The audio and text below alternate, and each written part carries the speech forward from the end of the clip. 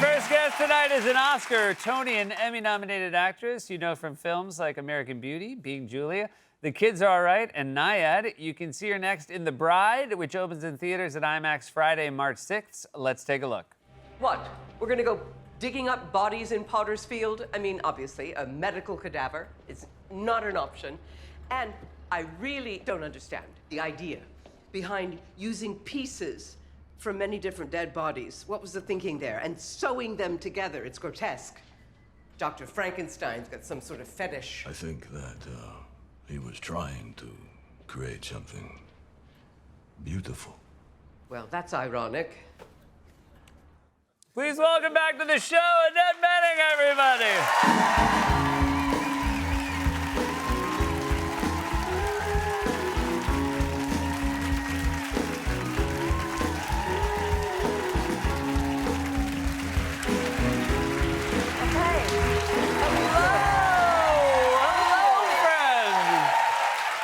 It's very exciting.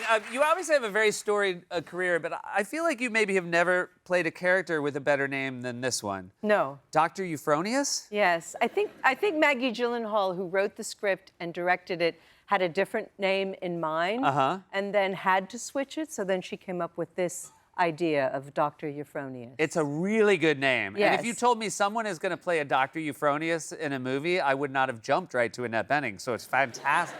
I don't know who I would have thought of, but it's fantastic. Well, she's a wild scientist. Yeah. She works outside the box. She is into reinvigoration. Yeah.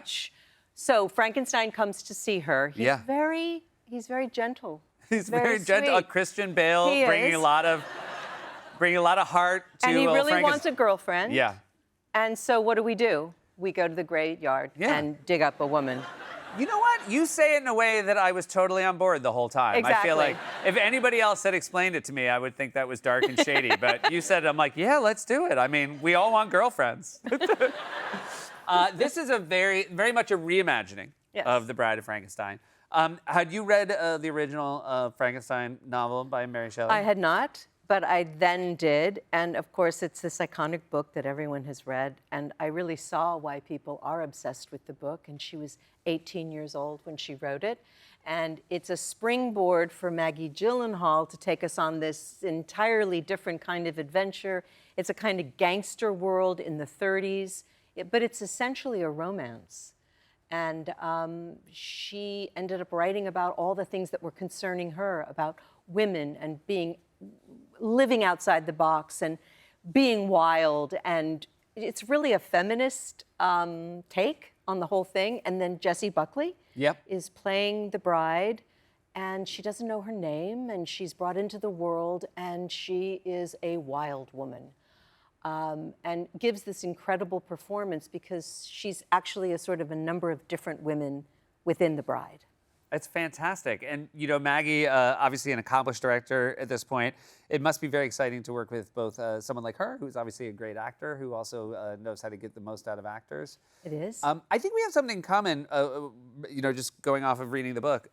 We have both mothers who are voracious readers. Yes. Is your mother to this day still? My mother is 97 years old, and she's... Yeah. Shirley Benning, and she's an incredible person. She lives with me and my husband.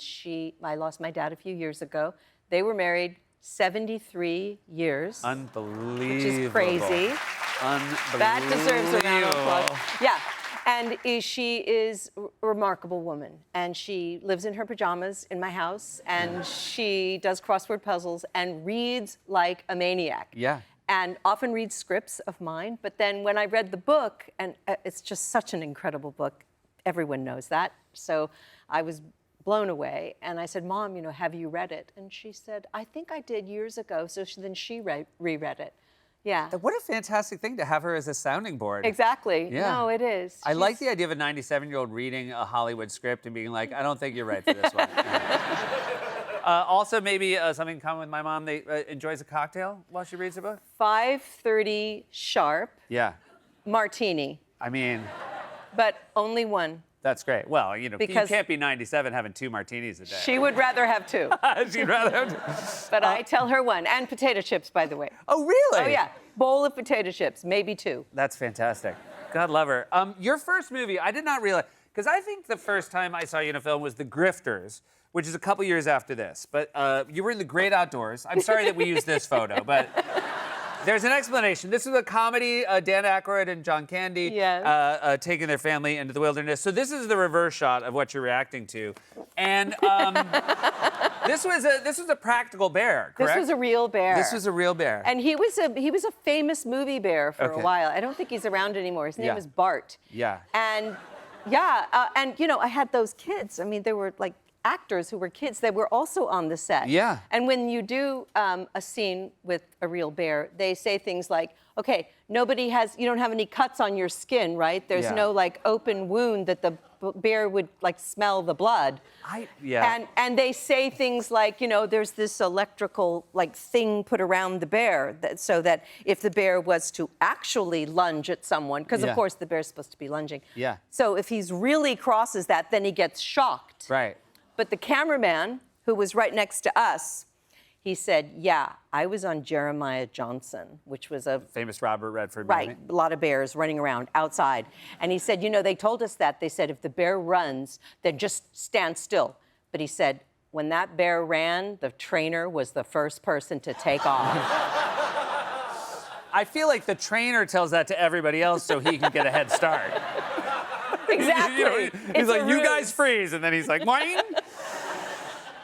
You were, I mean, this all happened very fast. This is a 1988 movie. You were doing regional theater in Denver in 1986, and then a year later, you were Tony nominated. Like, can you talk through, like, what made you take the leap from coming to New York City? Well, I started in San Francisco at a theater called the American Conservatory Theater, which was another regional theater. That's how I got my start. I loved that work, mostly classical theater. A year in Denver, and then I thought, well, I've got to give New York a shot. So I was 28. A friend of mine let me live with her, and then I started auditioning, and I got an off-Broadway play that moved to Broadway. Yeah. It was just luck. That's unbelievable. Yeah, it was. It was unbelievable. Do you feel as though you were a beneficiary of having the right kind of teachers early in your career? Definitely. No, you know, I just started in school like a lot of people. I had a great high school drama teacher who was kind of a hippie, kind of a wild woman. She was a single mom, but she was a very serious actress. She was a regional theater actress herself, and she made a big impression on me, and I ended up having like a long kind of strange relationship with her. She's now died, but she was kind of this big presence in my life. And I really appreciated that. And then I just kind of, you know, went to community college. I went to San Francisco State. Then I went to proper training. So I kind of just plodded my way along just because I loved it. You know, I just loved the craft. I still do. I Yeah. just love the craft. It's Yeah. fantastic. I mean, not a lot of people get to work with this guy.